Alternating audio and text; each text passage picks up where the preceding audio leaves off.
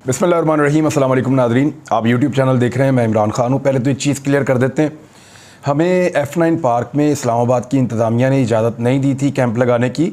तो हमने जो सेंटोरस मॉल है इस्लामाबाद और रावलपिंडी के लोगों के लिए और यहाँ आसपास के लोगों के लिए, वहाँ पे सैलाब मुतासरीन के लिए कैंप लगाया।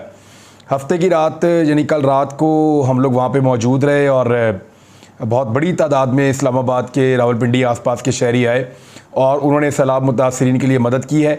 आज हमारा कैंप दोबारा कंटिन्यू रहेगा और मैं असर के बाद से लेकर यानी 5 बजे से लेकर रात गए तक कैंप के ऊपर खुद ड्यूटी करूंगा। बाकी मेरे साथ और भी बहुत सारे सहाफ़ी दोस्त मौजूद रहेंगे, तो आप सैलाब मुतासरीन की मदद के लिए आ सकते हैं। अल्हम्दुलिल्लाह ये जो गुज़िश्ता रात गुजरी है इसमें हमारे 10 ट्रक मज़ीद रवाना हो गए हैं दादू के लिए। वहाँ पे हमारे साथी इस इमदाद को वसूल कर रहे हैं और फौरी तौर पे हमने इमदादी कार्रवाइयाँ शुरू कर दी हैं। एक बड़ा हम एक खैमा बस्ती जो है वो लगाने जा रहे हैं और वो शायद पाकिस्तान में इतनी बड़ी खैमा बस्ती अभी तक कहीं नहीं लगी जितनी बड़ी इंशाल्लाह हम दादू में बनाएंगे। और फिर वहाँ पे रोज़ाना हज़ारों लोगों को ना सिर्फ बड़ा किचन बना के हम खाना खिलाएँगे बल्कि सबको राशन भी देंगे और रफ्ता रफ्ता उनको इस तरफ लेकर आएंगे कि वो अपना खाना खुद पका कर खाना भी शुरू कर दें। तो ये एक मैंने आपको बताना था कि सेंटोरस मॉल यहाँ पे आप आ सकते हैं इमदाद देने के लिए सैलाब मुतासरीन के लिए। बहुत शुक्रिया इसके लिए। अब आ जाएँ ख़बरों की तरफ। तो पहली खबर ये है कि मौलाना फजलुर रहमान साहब, उन्होंने 2 बड़े अच्छे बयान दिए, बड़े क्यूट उनके बयान हैं। मौलाना साहब का एक बयान ये है कि इलेक्शन और आर्मी चीफ की तकर्री हमारी मर्ज़ी से होगी। एक तो मौलाना साहब आप ना MNA बन पाए हैं, ना आप MPA बन पाए हैं और एक काउंसलर का भी ओहदा आपके पास फ़िलहाल नहीं है, लेकिन PDM की सरबराही आपके पास बेशक है और आप ये चैलेंज कर रहे हैं कि आप आर्मी चीफ़ की तकर्री भी आप करेंगे। और मेरे ख्याल में आपसे तो कोई पूछेगा भी नहीं कि आर्मी चीफ़ किसको लगाना है। और इससे पहले आप सदर पाकिस्तान बनना चाहते थे तो वो भी आपकी ख्वाहिश पूरी नहीं हुई। और वो कह रही हैं इलेक्शन भी हमारी मर्ज़ी से होगा। इलेक्शन तभी होगा जब इमरान खान साहब ज़ोर लगाएंगे और जब वो डिसाइड कर देंगे अब उनकी पार्टी को इलेक्शन में जाना चाहिए। और 2 हफ्तों के अंदर अंदर वो डिसाइड करने वाले हैं, वो मैं आपको बाद में बताता हूँ इसी व्लॉग में। अच्छा, मौलाना फजलुर रहमान साहब ने जो एक बड़ा क्यूट चैलेंज किया, बड़ा अच्छा ज़बरदस्त किस्म का, वो फरमा रहे हैं कि वाज़े बता देना चाहता हूँ अब इमरान खान की हुकूमत कभी नहीं आएगी। और बड़ा मुस्कुरा के हंसते हुए मौलाना फजलुर रहमान साहब ने ये चैलेंज किया फातिहाना अंदाज में कि अब इमरान खान की हुकूमत कभी नहीं आएगी। तो मौलाना साहब से सिर्फ मैंने ये पूछना था कि डेरा इस्माइल खान जो है, जहाँ पे हमेशा आपकी हुकूमत हुआ करती थी, जहाँ से हमेशा आप जीत जाया करते थे, वहाँ एक लड़का रहता है नौजवान, बल्कि अब नौजवान तो नहीं रहा लेकिन आपके मुकाबले में नौजवान है, अली अमीन गंडापुर। वो आपकी छेड़ बन चुका है। उसने कहा कि वो आपको MNA नहीं बनने देगा, तो फिर उसने आपको MNA नहीं बनने दिया। वो पिछली मरतबा भी आपसे जीता, वो इस मरतबा भी आपसे जीता। और जो डेरा इस्माइल खान में मैं आपकी हालत देख कर आया हूँ मौलाना साहब, आप दोबारा भी कभी अपने घर से वहाँ से इलेक्शन नहीं जीत सकते। वजह यह है कि वहाँ के लोग अब आपसे अपने आप को अलग नहीं कर चुके, बल्कि वहाँ के आम शहरी और पाकिस्तानी अब आपसे प्यार के बजाय नफ़रत करते हैं और उनको लगता है कि आपने उनको इस्तेमाल किया है, उनका इस्तेहसाल किया है। और अली अमीन गंडापुर अगर आज इलेक्शन हो जाए तो मौलाना फजलुर रहमान साहब आप उससे इलेक्शन किसी सूरत भी नहीं जीत सकते। तो वो एक चैलेंज है जो पूरा हो रहा है पिछले 10 साल से।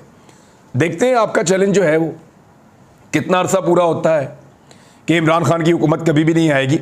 ये फ़ैसला पाकिस्तान के अवाम करेंगे, कोई बाहर से बैठ के फ़ैसला नहीं करेगा या कोई अंदर से बैठ के भी 4 दीवारी के अंदर बंद कमरे के अंदर फ़ैसला नहीं करेगा। ये फ़ैसला पाकिस्तान की अवाम का होगा और वो फ़ैसला करेगी कि किसको जीतना है और किसको इस मुल्क के अंदर हुकूमत बनानी है। 4 सद्दा में इमरान खान साहब ने एक जलसा किया है, ज़रा उसके मनाज़िर देख लें, आपको वही पता चल जाएगा कि अवाम को किसकी आदत पड़ चुकी है और अवाम कहाँ जाना चाहती है। 4 सद्दा वाला जलसा जो है नाज़रीन, उसके मनाज़िर अगर आप देखें तो जलसा का के बाहर के मनाज़िर, सड़कों के, लोगों के आने के, लोगों के वापस जाने के, वो मनाज़िर ये बता रहे थे कि 4 सद्दा की तारीख़ में ऐसा कुछ नहीं हो रहा था जो अब हुआ है। वहाँ पर एक इलेक्शन भी होने जा रहा है, ANP की जानिब से असफंद यार वली के बेटे गालिबन वहाँ से कैंडिडेट हैं और कुछ और लोग भी हैं। बहरहाल वो मैं आपको बाद में बताऊंगा इलेक्शन के बारे में जैसे जैसे वो करीब आएगा। लेकिन अभी ये है कि इमरान खान साहब ने जलसा किया और जलसा बड़ा तगड़ा था। जलसे में एक नारा लग गया, मैलो मैलो। लोग मैलो मैलो मैलो कह रहे थे। तो इमरान खान साहब को तो डीजल डीजल सुनने की आदत है, तो वो उन्होंने कहा डीजल, और फिर उन्होंने कहा मैलो। ये मैलो क्या है उन्होंने पूछा। मैं आपको अभी बताता हूँ ये मैलो क्या है, लेकिन पहले ये सुन लें कि इमरान खान साहब ने इस जलसे में क्या कहा। उन्होंने कहा कि सैलाब मुतासरीन के लिए एतवार को एक मरतबा यानी आज के दिन एक मरतबा फिर टेलीथॉन करूँगा, मज़ीद पैसे इकट्ठे करूँगा। मेरी कॉल का वक्त दूर नहीं है, वोट के ज़रिए पुरअमन इनकलाब आने दो। मुझे खौफ है अगर पुरअमन इनकलाब का दरवाज़ा रोका गया तो खेल सबके हाथ से निकल जाएगा, फिर मुल्क को खुदा न खास्ता नुकसान होगा। 4 सद्दा वालों, आपने मेरे साथ हकीकी आज़ादी के लिए निकलना है। जब कॉल दूंगा आपने मेरे साथ निकलना है। हमें ला इलाहा इल्लल्लाह मुहम्मद रसूलुल्लाह के मतलब को समझना होगा। हमें अपने नबी सल्लल्लाहु अलैहि वसल्लम की सीरत के मुताबिक चलना होगा। हमने किसी सुपर पावर के सामने गुलामी नहीं करनी। हम किसी के खौफ में आकर उनकी जंग में शिरकत नहीं करेंगे। अमेरिका की जंग में शिरकत करके 80,000 पाकिस्तानियों की कुर्बानी दी है। मुल्क की फॉरेन पॉलिसी को आज़ाद बनाना है। नबी अकरम सल्लल्लाहु अलैहि वसल्लम की सुन्नत पर चलने वाले खौफ का बुत तोड़ देते हैं। जो खौफ के बुत पर काबू ना पाए वो बड़ा इंसान नहीं बन सकता। हमारे नबी सल्लल्लाहु अलैहि वसल्लम ने पहले मुसलमानों में खौफ और लालच का बुत तोड़ा था। मैं सियासत चमकाने के लिए मदीना की रियासत की बात नहीं करता। फजल रहमान को पैसा दो, कोई भी फतवा दिलवा लो। इम्पोर्टेड हुकूमत एक साजिश के तहत कौम पर मुसल्लत की गई। अंदरूनी और बाहर से अमरीकी साजिश हुई।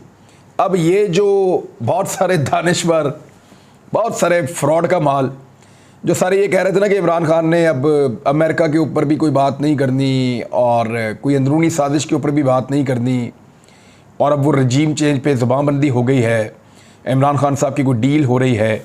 वो ज़रा ये जुमले गौर से सुन लें। उन्होंने साफ कहा है कि पाकिस्तान के अंदर और बाहर से अमरीकी साजिश हुई। अमेरिका चाहता था ऐसे हुक्मरान आए जब हुक्म करें जूते पॉलिश शुरू कर दें। वज़ीर आज़म दुनिया में हाथ फैला रहा है, शर्म नहीं आती। शहबाज शरीफ कहता है मांगने नहीं आया, मजबूर हूँ। नवाज शरीफ ओबामा के सामने खौफजदा होकर बैठा था कहीं गलती ना हो जाए। इस तरह के लोगों ने हमें दुनिया में शर्मिंदा कराया है। हमने इसी पाकिस्तान को एक अजीम कौम बनाना है। पूरी दुनिया में सब पासपोर्ट की इज्जत कराएंगे। बिलावल भुट्टो ने काम पे टांगने वाला मार्च किया, फजल रहमान ने महंगाई मार्च किए। वैसे ये तो मरियम ने और हमजा ने भी किया था। जब चोरों ने हुकूमत गिराई तो मेरे या किसी वजीर के खिलाफ कोई करप्शन केस नहीं था।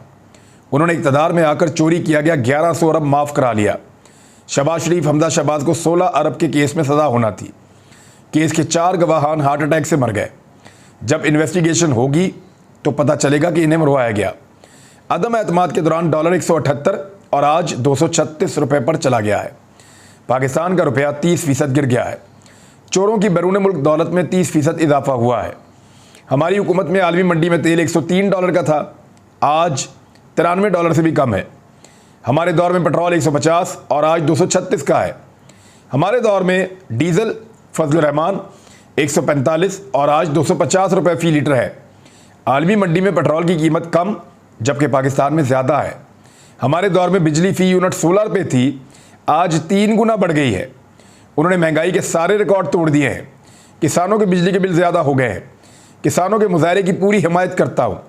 IMF वर्ल्ड बैंक कह रहा है कि हुकूमत मईशत को नहीं संभाल सकती, मुल्क की इंडस्ट्रीज बंद, बेरोज़गारी बढ़ रही है। IMF वर्ल्ड बैंक कह रहा है मुल्क में इंतशार होने वाला है।